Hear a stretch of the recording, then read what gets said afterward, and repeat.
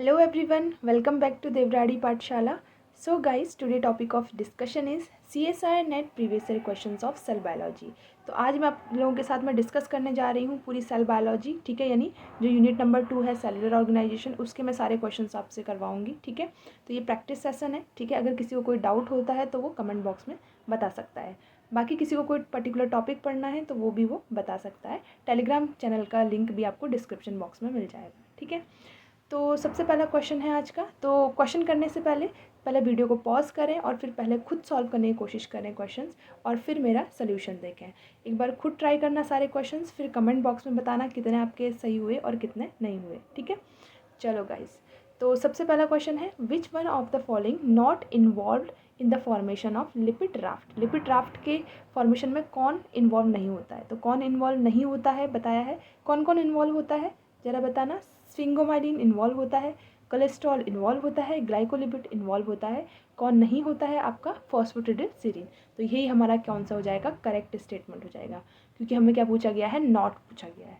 तो क्वेश्चंस को ध्यान से पढ़ना है, ठीक है। एग्जाम में गलती नहीं करनी है। तो ये मैंने आपको पढ़ाया है, sphingomyelin, glycolipids and cholesterol form the lipid raft. और ये क्वेश्चन न जाने कितनी बार पूछा गया है, तो ध्यान से जो है वो क्वेश्चंस के आंसर करना है। तो हमारा आंसर जो है वो 4th हो जाएगा। नेक्स्ट क्वेश्चन मूव करते हैं।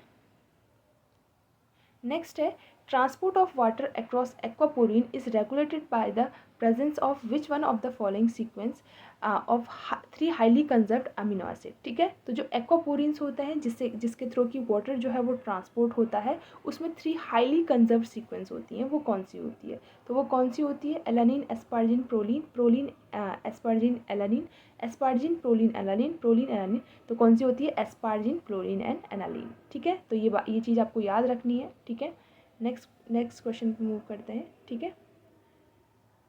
कौन सी होगी? एस्पार्जिन, प्रोलिन और एलानिन, ठीक है। एक्वापोरिन को उसको हम क्या बोलते हैं? एक्स सेलेक्टिविटी फिल्टर बोलते हैं। एक्स सेलेक्टिविटी फिल्टर में कंटेन होता है NPA, इसको हम शॉर्ट में बोलते हैं asparagine, proline and alanine. Recognise water, it pass water, NH3 and gases. ये सिर्फ वाटर नहीं पास करता है, अमोनिया भी करता है और कुछ गैसेस को भी पास करवाता है, और इसको हम एक्स सेलेक्टिविटी फिल्टर भी बोलते हैं, ठीक है। तो ये कुछ इंपॉर्टेंट चीज़ें हैं जो आपको ध्यान रखनी है। नेक्स्ट क्वेश्चन पे मूव करते हैं। Okay, individual chromosomes are clearly seen during which phase of the cell cycle. किस फेज में आपको इंडिविजुअल क्रोमोसोम देखने को मिलते हैं? कौन सा फेज है? G0 नहीं है, G1 नहीं है, S नहीं है, कौन सा है? M phase. M फेज में जब प्रोफेज आता है, जिस टाइम पे क्रोमोसोम कंडेंस हो जाते हैं, उस टाइम पे आपको क्रोमोसोम जो है वो क्लियरली सीन होते हैं। मैंने आपको सेल साइकिल में पढ़ाया है YouTube as well as Unacademy में।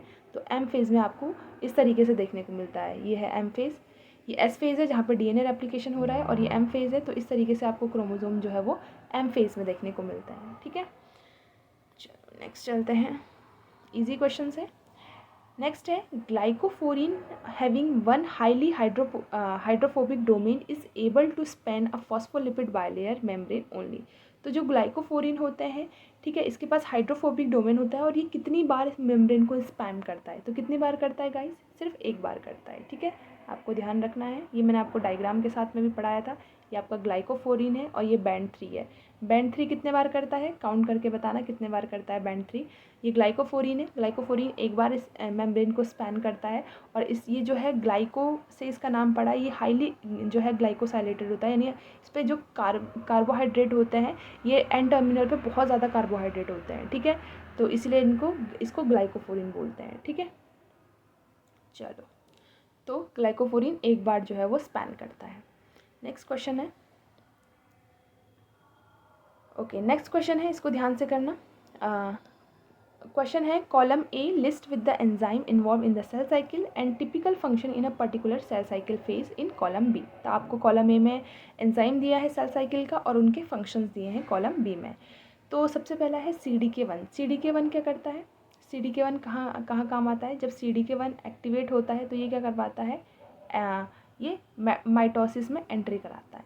क्या कराता है? माइटोसिस में एंट्री।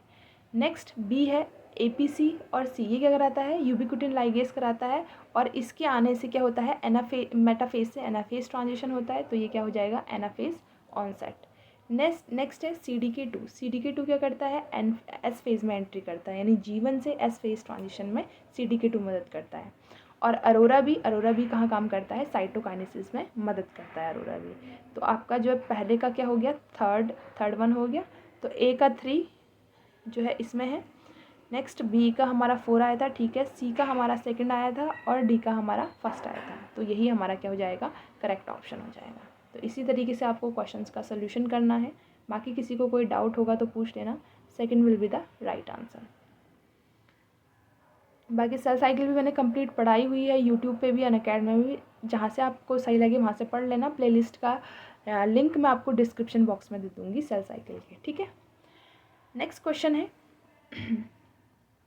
ये वाला क्वेश्चन है, ये भी सितंबर 2022 फर्स्ट शिफ्ट में पूछा गया था। इंपॉर्टेंट क्वेश्चन है और काफ़ी इजी क्वेश्चन है। अगर आपको बताऊंगी तो सिर्फ एक स्टेटमेंट पढ़ के आप राइट आंसर कर सकते हो, ठीक है।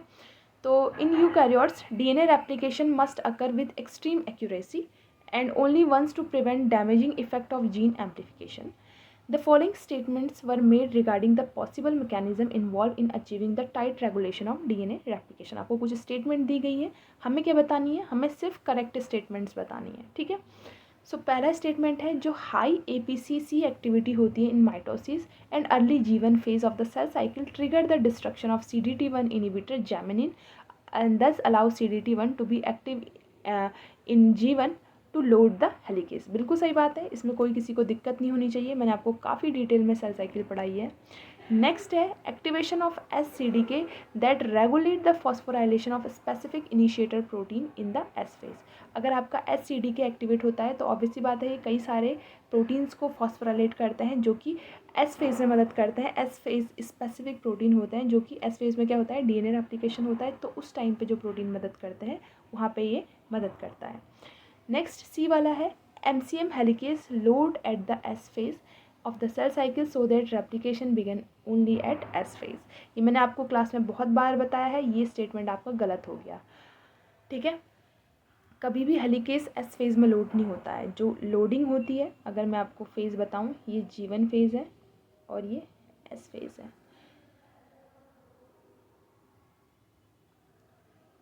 तो यहाँ पे क्या होगी, लोडिंग यहाँ पर होगी, लोडिंग ऑफ हेलिकेस, यहाँ पे हेलिकेस की लोडिंग होगी और यहाँ पर क्या होगा, एक्टिवेशन ऑफ हेलिकेस, ठीक है। तो हम यूकैरियोट्स हैं, यूकैरियोट्स में लोडिंग सिर्फ G1 फेज में होती है, हेलिकेस एक्टिवेशन यहाँ पर नहीं होता है, ठीक है। No helicase activation, no helicase activation, यहाँ पे होता है no loading, no helicase loading, ठीक है। ये आपको ध्यान रखना है बात, ठीक है।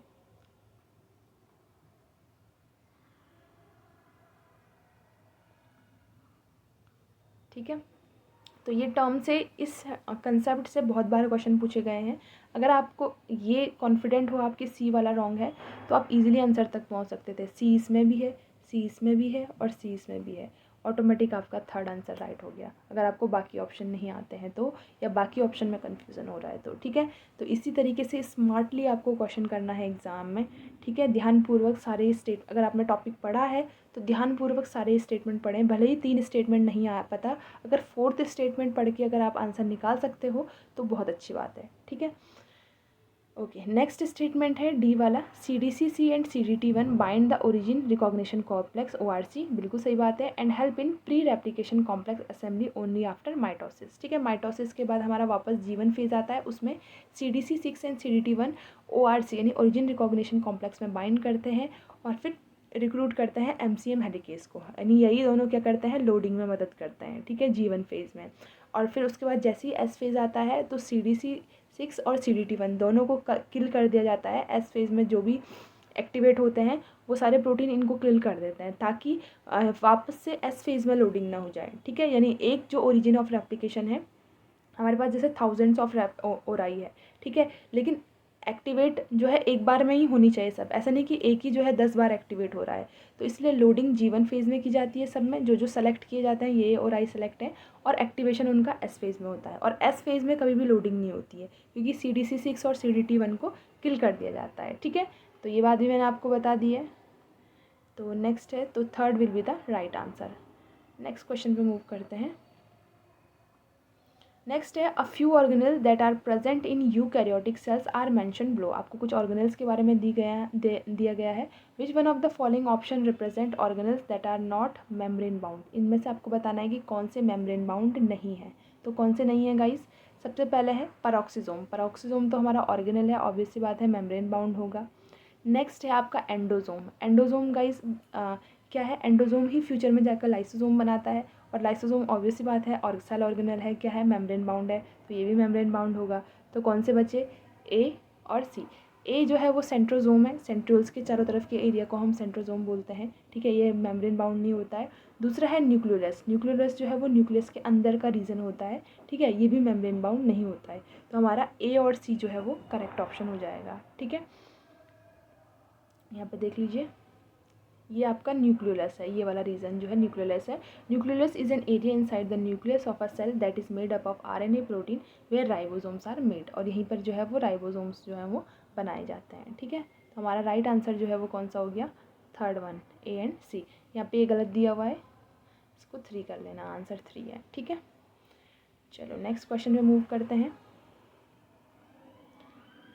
ओके, क्वेश्चन है when bacteria growing at 20 degree centigrade are warmed at 37 centigrade they mostly like to synthesize the membrane lipid with more। आपने क्या किया?